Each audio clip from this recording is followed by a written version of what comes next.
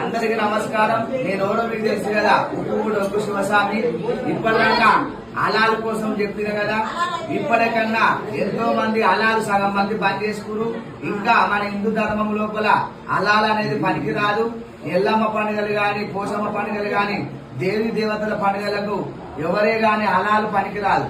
అలాలు ఎందుకు పనికిరాలంటే, అమ్మవారికి మనం కళ్ళు కోటరు పోసి పసుపు కుంకుమ వేసి యాటని చెంత పట్టి ఆ అలాలు చేస్తే అక్కడ అమ్మవారికి ఎక్కది, ఇక్కడ ఇళ్ళ దేవునికి ఎక్కది. కాబట్టి ఎవరైనా సాకలోనే గాని, పని బాటలోనే గాని, ఆడ కట్టుకోలే గాని కొయ్యాలి.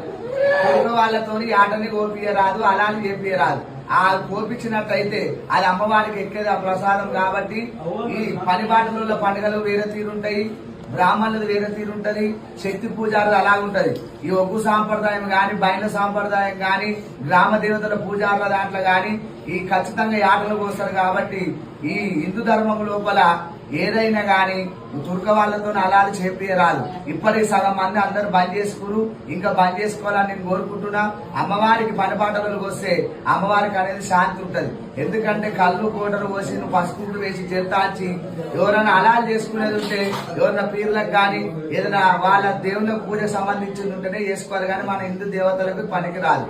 జయ బోలే మావరాలమ్మకి అనవాడి.